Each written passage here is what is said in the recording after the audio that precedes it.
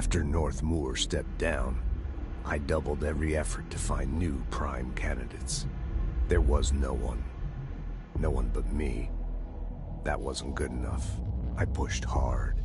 I never wanted the Bureau to end up in that situation again. The Bureau needs a director. Always. When my time reaches an end, I want more options on the table. P1 through P5 were all false leads, dead ends, and disappointments. Then P6, Dylan Faden. He fell into our arms. No parents, they're gone, casualties of an AWE. The boy has exceptional talent. The oldest house will be his home. We'll build him from the ground up. He'll be trained and taken care of. Darling can be in charge of this project. I can't. I'll stay away. I will not fail the boy like I failed my own family, my daughter and my wife. We weren't careful enough back then. Something came home with me. I took work home. My Susanna got sick. When I realized my mistake, I wanted to bring her here for Darling to do what he could. Kate flat out refused. Civilian doctors treated our daughter, but they didn't have a clue. She died. Kate left me. Same old story. That was a long time ago. The Bureau is all I have now. And the prime candidates are our future. There are two, P6 and P7. We're spoiled for choice.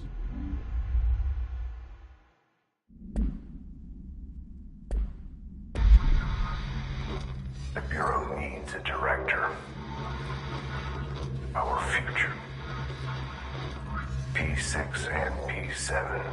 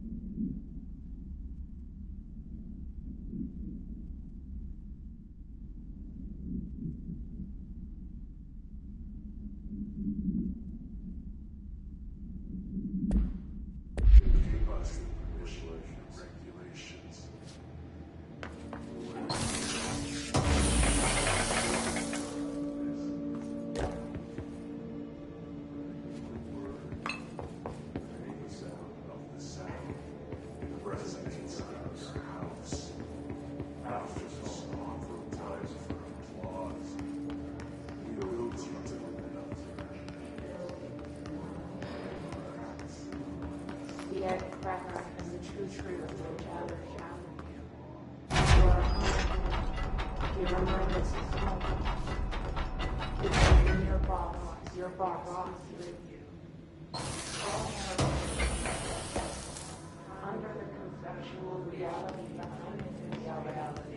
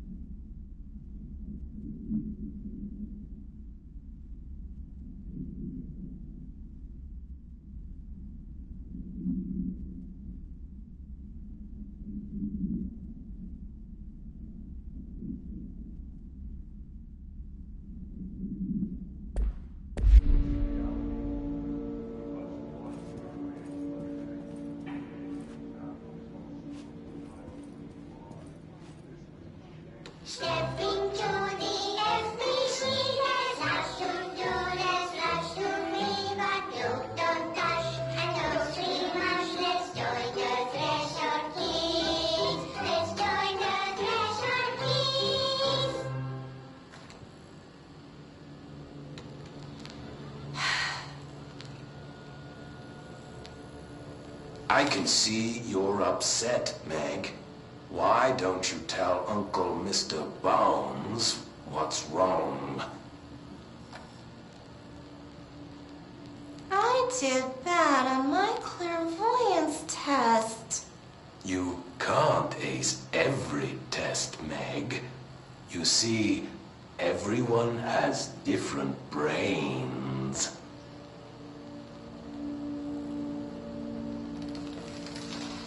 Some brains can talk to each other. We call this ESP. ESP? Some brains can lift objects like a baseball. Talk about a fly ball, eh, Meg? No interruptions! So who cares if you fail your clairvoyance test? Maybe your brain can throw baseballs, or talk to dead people, or make friends blind. Once we know what your brains can do, we'll know what job to give you. And if your brains are just right, you'll get to sit in the big chair.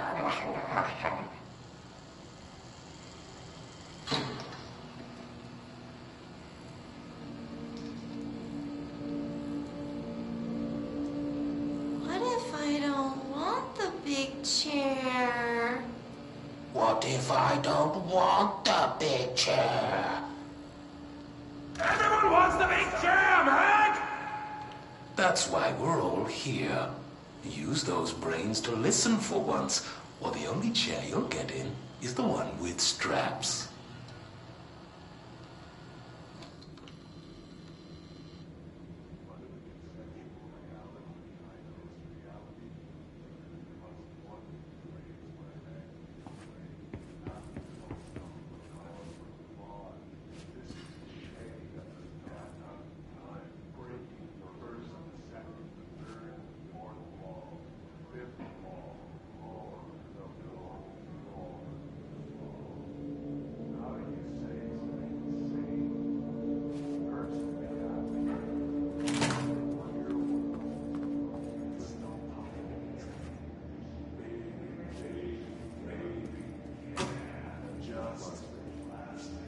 So safe for anything to worry about.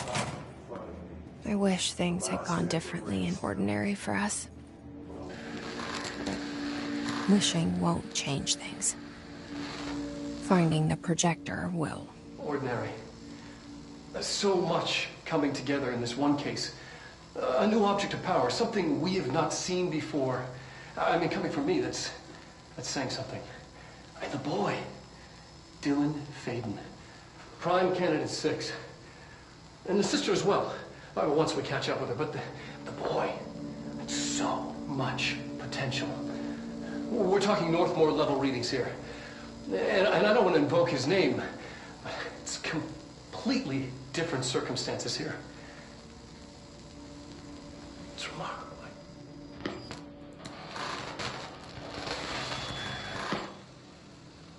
There was an incident. Yes.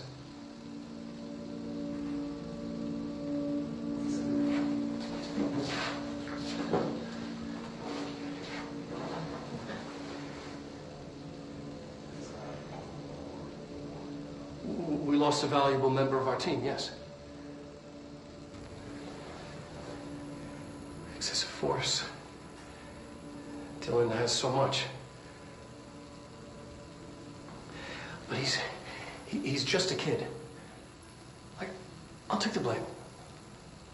He needs some slack. I mean, boys will be boys. He's exceptional and under a lot of stress.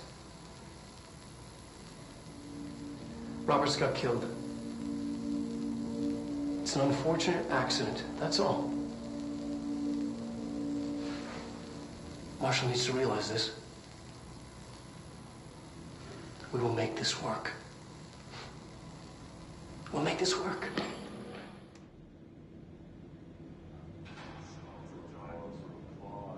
This was a shame that was not time. Breaking the first, the second, the third, the fourth wall, the fifth wall, the floor, the floor. How do you say staying the same? Hurts to be happy. Your words that so far can't stop humming in a dream. Baby, yeah, just laugh.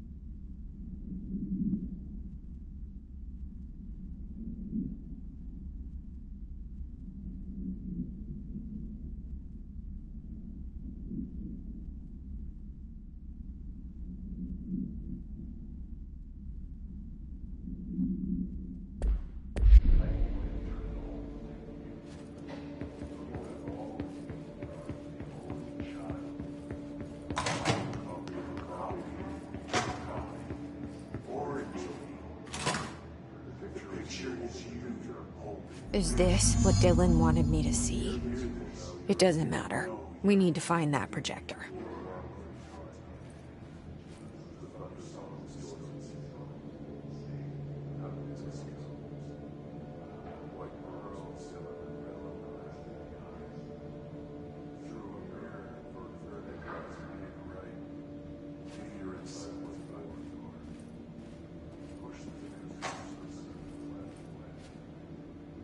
All the times I felt paranoid, I was right. The Bureau could have given me the answers, but they just stood by and watched me.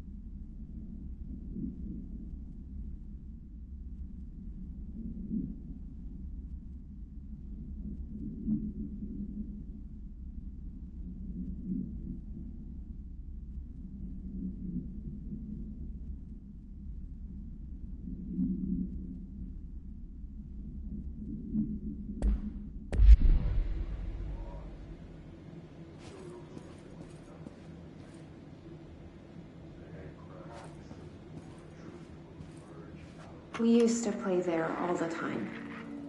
Me and Dylan, and other kids as well. We loved it. This time, I remember, was different. We found a way in, deeper into it, like it had shifted. We went inside, and that's where we found the slide projector.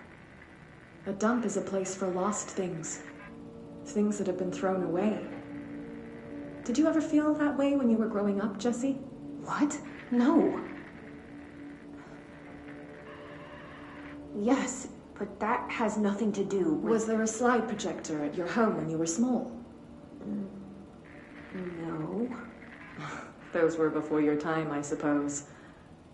But your family did look at photos together, maybe? In one form or the other? Maybe. When was this? Can you remember? At parties? Barbecues? How did it make you feel? Did your parents ever show pictures that embarrassed you? Was alcohol ever involved at these parties? Did your parents drink? Did that make you uncomfortable? No. That's just stupid. Come on. That has nothing to do with this. Nothing. The slide projector, let me ask you this. As a child, did you ever fantasize about worlds inside pictures? Inside a painting? You know, stepping into a painting, into a hidden world, escaping and finding adventure there, away from your parents. I don't think so. I don't remember. Maybe. I don't know.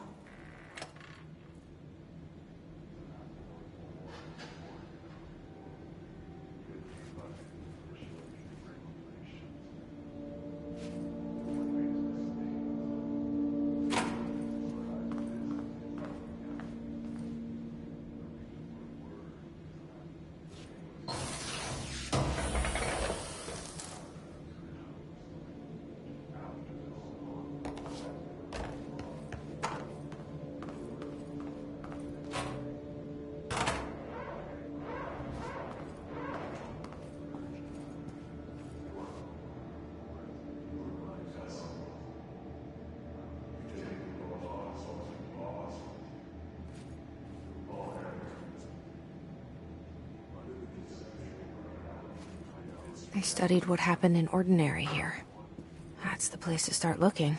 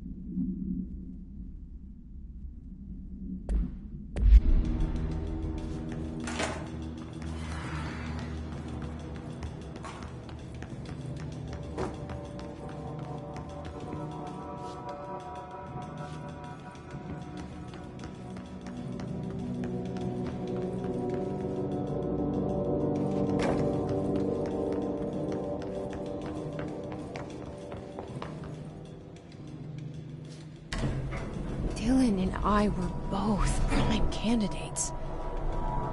Experiments. Very different ones, sure, but both in a cell of some sort. Am I out of the cell now, or is all this, the house and being the director, just another cell? Who's really in charge here?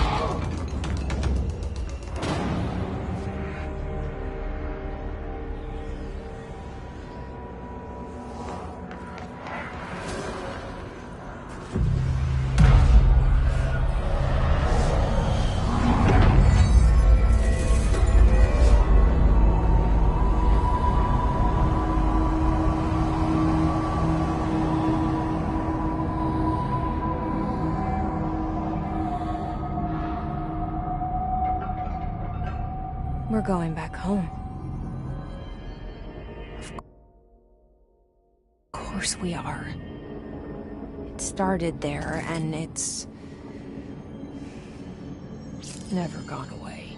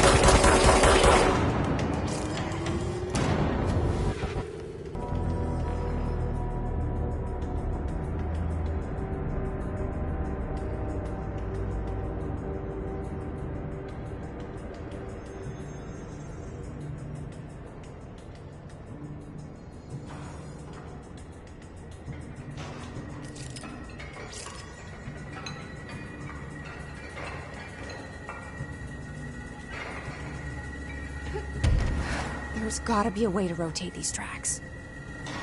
Maybe there's a control panel nearby.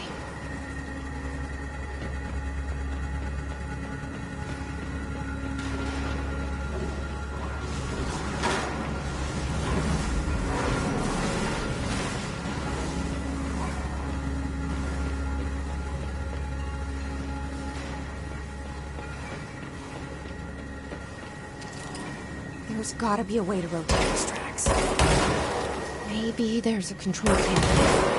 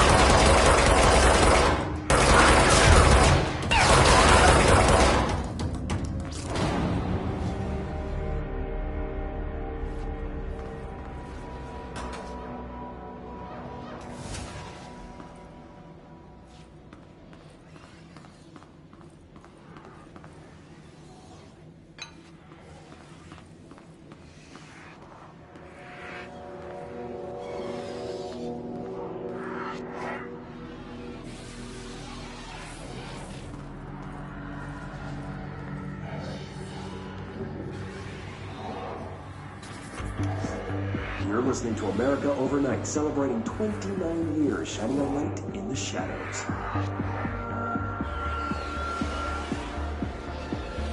Thanks for staying with us. Here's our first caller.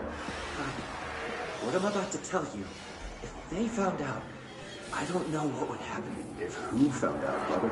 The men in the suits. They told me it was an industrial accident, but this is something else. Something nobody talks about. Ordinary. This certainly doesn't sound very ordinary, caller.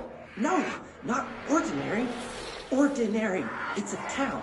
And it wasn't an industrial accident. I mean, that's what they said.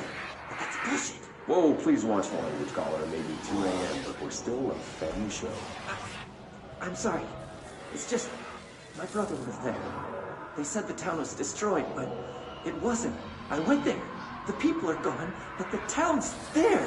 It's still there. So the population of an entire town disappears, yet the town remains. Tell me, was the phrase, "there is no salvation," written anywhere? I'm not sure. The same thing happened in Brazil in 23, a village called Rio Verde. More than 600 people just up and left.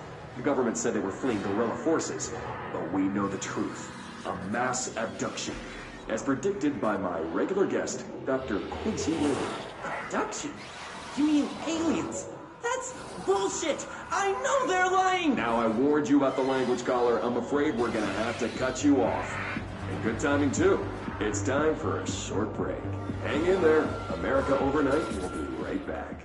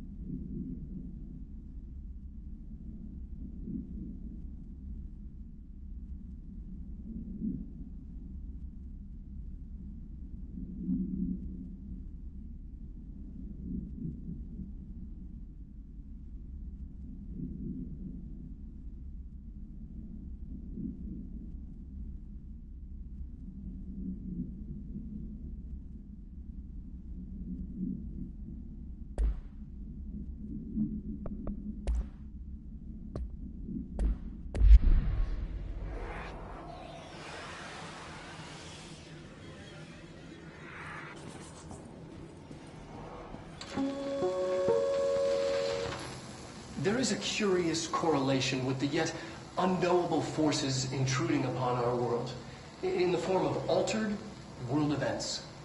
These forces gravitate toward archetypal objects, a gun, a television, a supposedly haunted house. So clearly humanity affects this process. Our collective unconscious is a map of sorts. We hold the key, but we don't know how to use it. We create these archetypes through everyday life, popular culture, urban legends, but we are observing and influencing a complicated system in action. We can change the likelihood of something being a receptacle for these forces just by thinking about it. But we haven't found a method to control the outcome. And yet, there's something unique in us, in our dreams, in the conceptual reality with power with our minds. What's the cause and what's the effect? Are we the starting point or just a necessary evil in this? A byproduct, a reflection, a projection? We'll struggle to find the answers to these hard questions. Or do I try?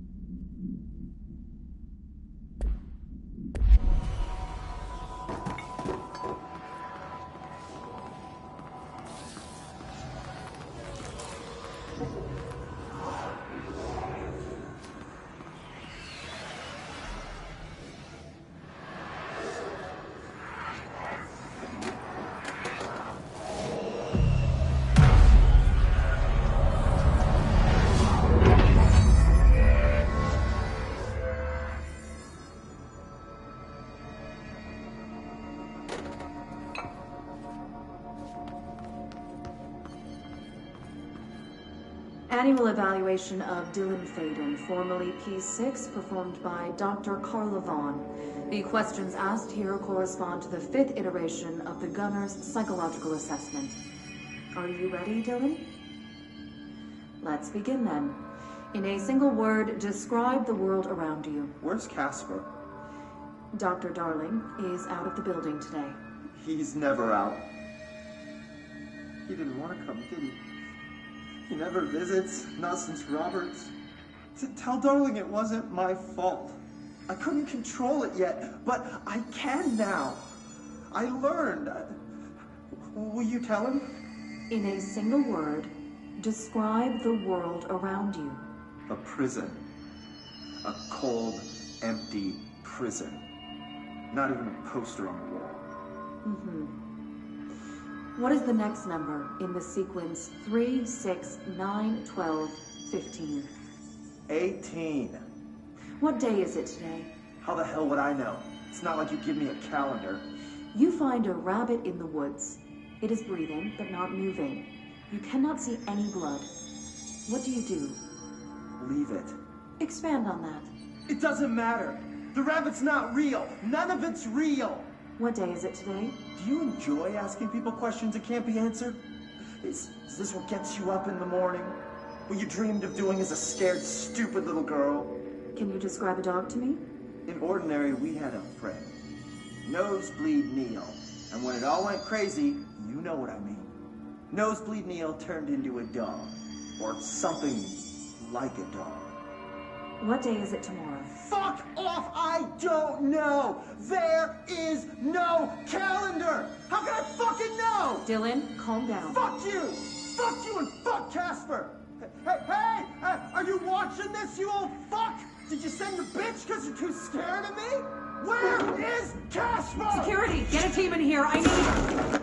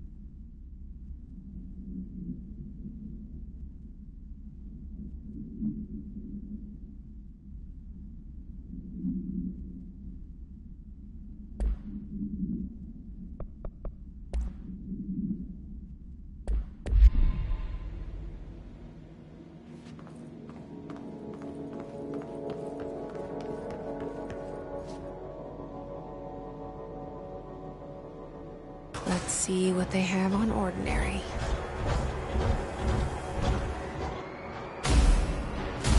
It's all here. Our home, our school, the woods, the dump.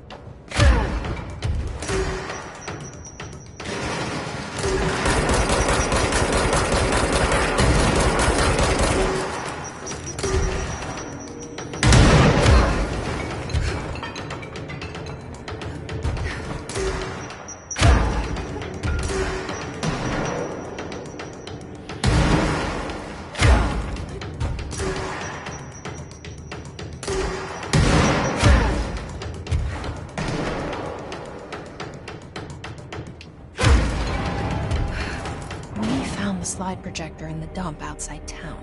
Did they recreate that too? Is that where they keep it?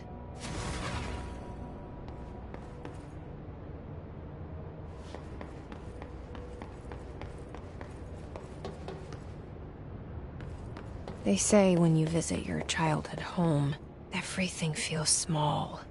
Like a miniature, not real. They got that right.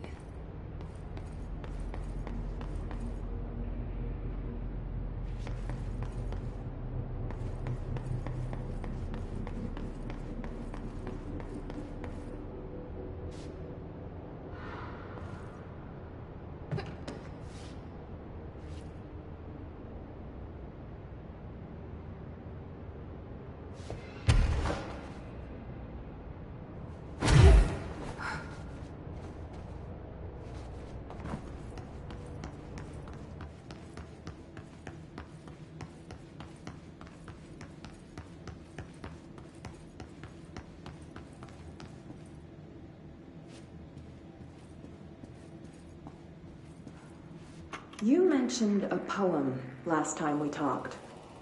By Thomas Zane? Yes. Beyond the shadow you settle for, there's a miracle illuminated. I looked the poem up. Only I couldn't find any poet by that name. I did find a European filmmaker who moved here in the 60s, named Thomas Sane. What? I don't... No matter. It suits you very well. The poem. How you see things. Maybe you wrote it yourself? I didn't. No matter. You've said a few times that you feel like there's a piece of you missing. Can we talk about that? Okay. Yeah, it's this... I feel an emptiness, a yearning for something that I think I lost. It's natural for you to feel that way. Your brother and your parents are dead. No! No. Dylan's not dead. And that's not even it. You're referring to the imaginary friend from your childhood? Polaris. She's come back. After a long time, she's calling me. In a dream I saw, she showed me things.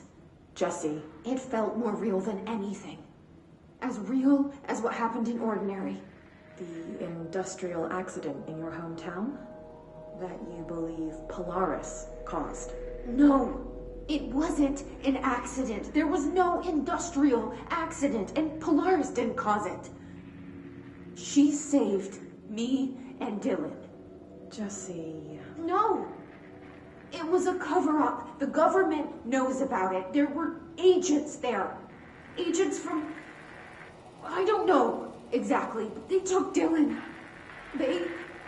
I'll find them. I won't stop looking.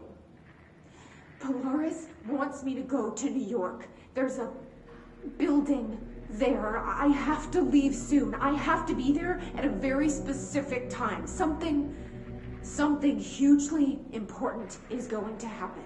Jesse, you know we can't let you go until you're well. And that begins by understanding what's real and what's imagined.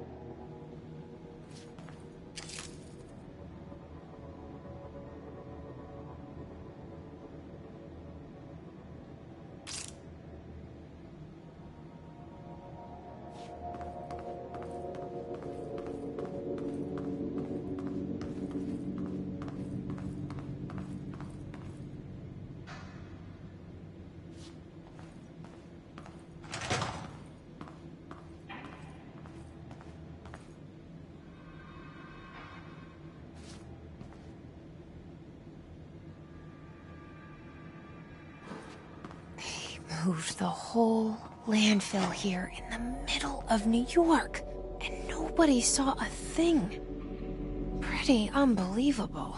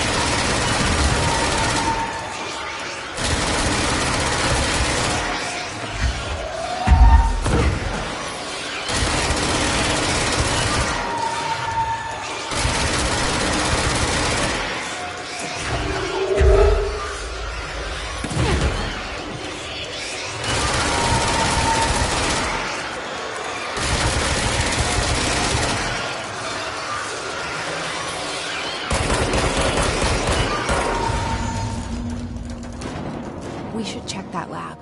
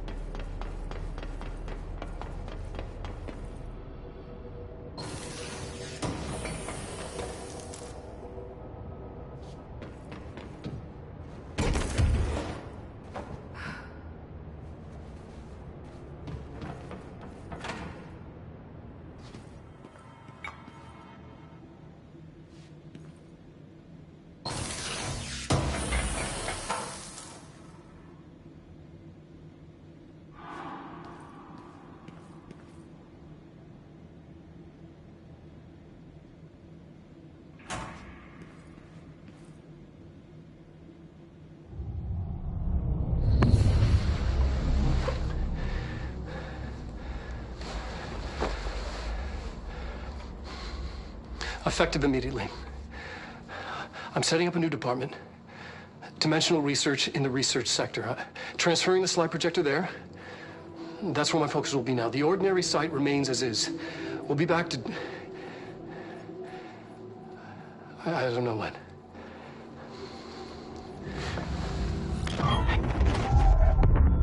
Darling took the projector to the research sector. He dedicated a whole area to it, so he knew it was important. Dimensional research. That's where we go next.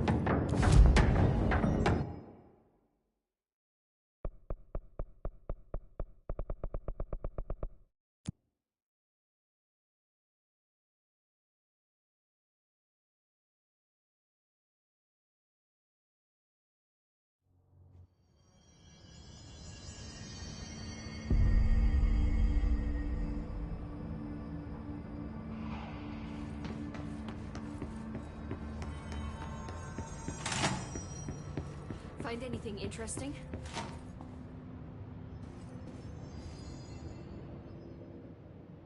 Do you remember Mr. Tomasi, the head of communications? The hiss he was changed into showed up in containment, near the turntable. I'll take care of it. That thing's not getting away this time. I've heard reports about his particular use of language and intonation when repeating the hiss babbling. The biological and behavioral distinctions between different hiss-corrupted individuals is truly fascinating. I wonder if I could categorize the data. And she's already off on her own thing.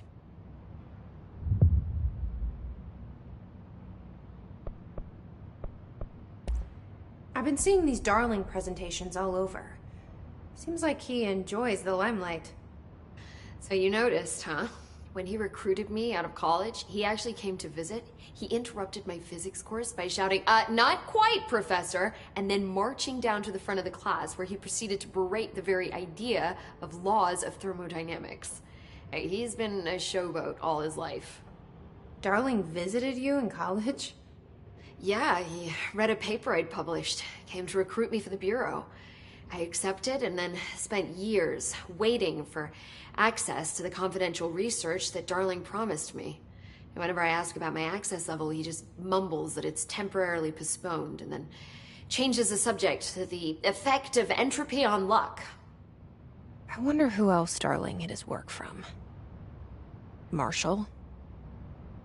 Trench? I should get going. Don't let me hold you up.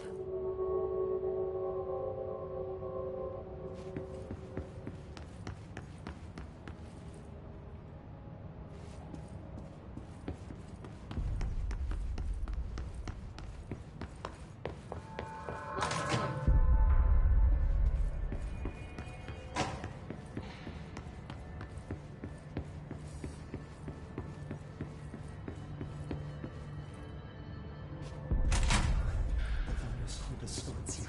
Happiness comes with white pearls, but yellow and red in the eye. Through a mirror, the inverted is made right. Leave your ins. Maybe I can learn more about the hiss from him. Can we talk? I just had an interesting dream. Shit. That's fascinating, but let's talk about the hiss for a change, yeah?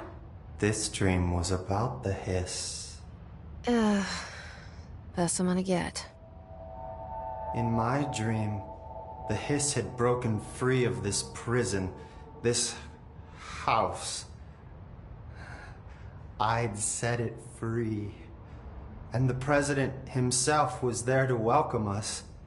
He was the first one to take the hiss in. Spread the word. At first, many people thought it was horrifying. That he was horrifying. But also, many people who heard his words wanted to welcome the hiss in. More and more of them came around until the whole world was brought together by the hiss. It was wonderful. Okay, thanks for sharing that. For the record, that will never happen. Not as long as I'm alive. The thunderstorm distorts you. Happiness comes with white pearls, but yellow and red in the eye. Through a mirror, the inverted is made right. Maybe I'm just here to punish myself. Any new dreams you'd like to share, Dylan? I'm glad you asked, sister. This dream, like all dreams now, felt very real. Like reality. And reality now feels like a dream. Maybe it's all a dream. Maybe it's all real. Dream where my brother endlessly tells me about his dreams. I was in a dark place. And there was a dark man there. His name was Mr. Door. And he told me that there are many worlds, side by side, on top of each other, some inside of others, In one world, there was a writer who wrote a story about a cop. In another world, the cop was real. Dor said he himself was in all of them at the same time, endlessly shifting between them. I asked him how I could reach these worlds. I wanted to bring the hiss there. But he didn't want to help me. He didn't like the idea. What did he know? I'm not wild about the idea myself. Through time, the thunderstorm distorts you. Happiness comes, white pearls, but yellow and red in the eye. Through a mirror of the inverted is made right. Leave your insert push through time.